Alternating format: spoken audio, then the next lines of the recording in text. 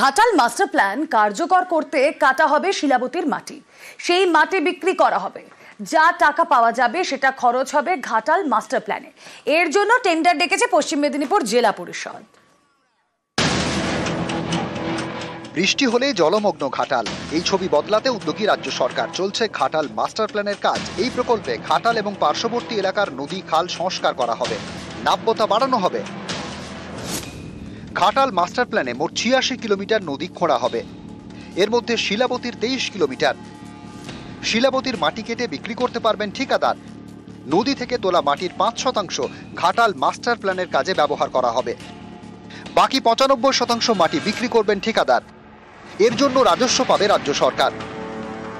এই ফর্মুলায় চললে শিলাবতী ড্রেজিংয়ে প্রশাসনের কোনো খরচ হবে না, উল্টে ঠিকাদারের থেকে মাটি বিক্রির টাকাও পাওয়া যাবে।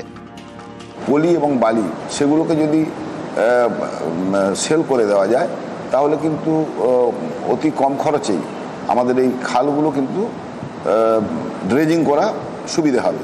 নো কস্ট যে সিস্টেমটা আছে ওতে যাতে ওর মধ্য দিয়ে যাতে ইমিডিয়েট খালটাকে ড্রেজিং করে দেয় তাই করা হচ্ছে। আর বাকি ওই টাকাগুলো অন্যান্য আরও বিভিন্ন উন্নয়নে আমাদের ঘাটাল মাস্টার প্ল্যানে সেগুলো ব্যয় হবে। খাল কিংবা নদী থেকে ঠিকাদারকে মাটি কেটে বিক্রির অনুমতি, তারপর সেখান থেকে রাজস্ব আদায়। গত মাসে এই প্রকল্প চালু করেছে সেচ দপ্তর। ঘাটাল মাস্টার প্ল্যানেও এই ছকে এগোতে চাইছে পশ্চিম মেদিনীপুর জেলা পরিষদ। সেই অনুযায়ী টেন্ডারও রাখা হয়েছে। শিলাবতীতে গার্ডওয়াল বসানোর কাজও শুরু হয়েছে। অন্যদিকে এই মাস্টার প্ল্যানের জন্য উদ্বেগে ঘাটালের কুঠি বাজার, কারণ এই বাজারের বেশ কিছু দোকান ভাঙা হবে। ২০০ বছরের দোকান, আমরা রুজি রোজগার আছে, আর 10টা লোক কাজ করে, তারা কোথায় যাবে? আমাদের এই মুহূর্তে এখান থেকে কোনো রকমের করবো নি। মাস্টার প্ল্যানে কোনো বাধা নেই, কোনো ত্রুটি নেই, করুক। আমাদের দোকান বাঁচিয়ে বিকল্প ব্যবস্থা করুক। নদী খনন হলে আমাদেরকে জায়গা ছাড়তে হবে কেন, সেইটা প্রথম প্রশ্ন। যদি ছাড়তেই হয় আমরা কোথায় যাব?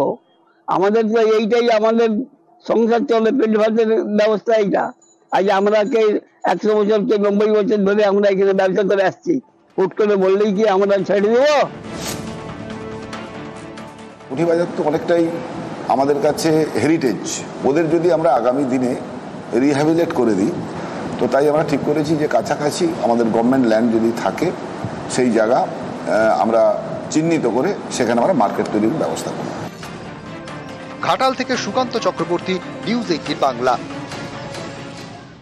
নদিয়ায় প্রাইমারি স্কুলে 2 জন স্থায়ী শিক্ষক কেউই আসছেন না। প্রধান শিক্ষিকার অভিযোগের ভিত্তিতে সহকারী শিক্ষককে গ্রেফতার করেছে পুলিশ। আর এরপর থেকে প্রধান শিক্ষিকাও স্কুলে গরহাজির। ফলে স্কুলে শিক্ষকের অভাব, পড়াশোনা লাটে, পরীক্ষা স্থগিত। বাঁকুড়ায় এবার অন্য ছবি। এখানকার স্কুলে 52 লক্ষ টাকা তছরূপের অভিযোগ। স্কুলের গেটে তালা ঝুলিয়ে বিক্ষোভ অভিভাবকদের।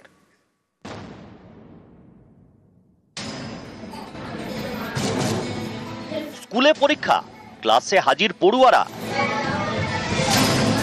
কিন্তু স্কুলে শিক্ষক নেই। 2 জন স্থায়ী শিক্ষকের একজনও নেই। চুক্তিভিত্তিক পার্শ্ব শিক্ষক 3 জন, এসেছেন একজন। এই পরিস্থিতিতে সোমবারের পরীক্ষা বন্ধ। নদিয়ার সরকারি প্রাইমারি স্কুলের ঘটনা। স্কুলে ক্লাস হচ্ছে না। কেন? কোনো স্যার আসেনি, তার জন্য ক্লাস হচ্ছে না।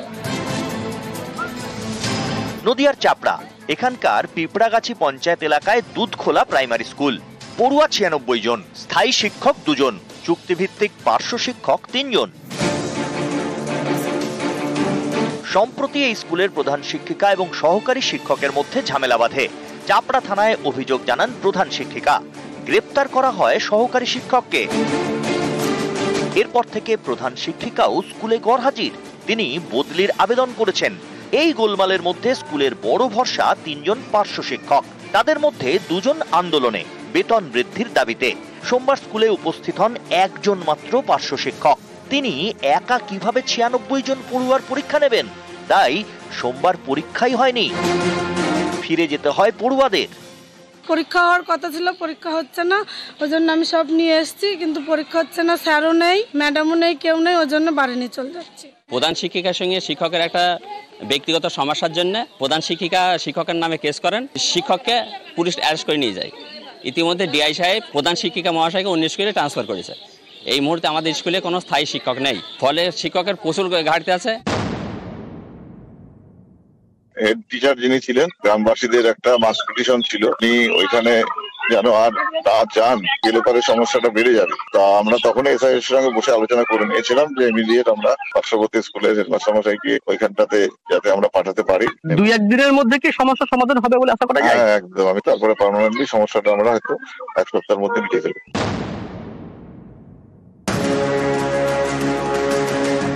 বাঁকুড়া 2 নম্বর ব্লকের মগরা হাই স্কুল জেলার অন্যতম নামী স্কুল। সোমবার এই স্কুলের গেটে তালা ঝুলিয়ে বিক্ষোভ দেখান অভিভাবকরা।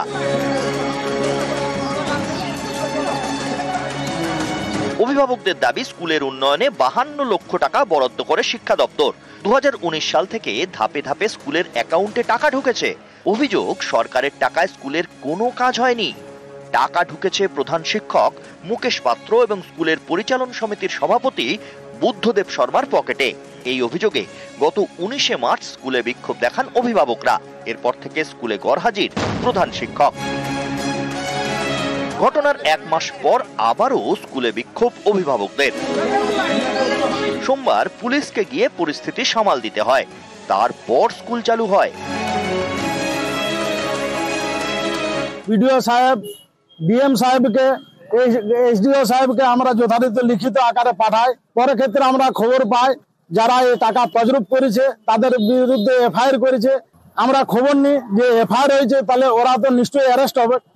আমরা যথারীতি দেখছি তারা দিনে দুপুরে গোটা এলাকায় ঘুরে বলছে, অথচ তারা অ্যারেস্ট হচ্ছে না। আমরা যখন যথারীতি 10:30 থেকে 35-এর মধ্যে ঢুকছে আমার সংসার, তখন দেখছি গেটে তালা, অভিভাবক একটা ফেস্টুন বাইরে টাঙানো ছিল মনে হয়, আর পুলিশও এসেছেন। ওনারা আমার এখানে জানতে চেয়েছিলেন ওই টাকাটা অ্যাকাউন্টে ঢুকেছে কিনা। আমি বললাম যে আইও বলেছেন টাকা ঢুকেছে, আমি কিন্তু এখনো লিখিত কোনো তথ্য পাইনি।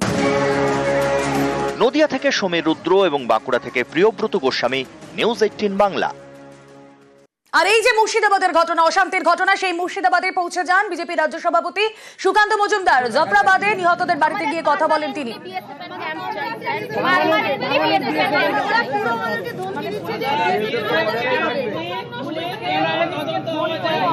তদন্ত হওয়া চাইছে।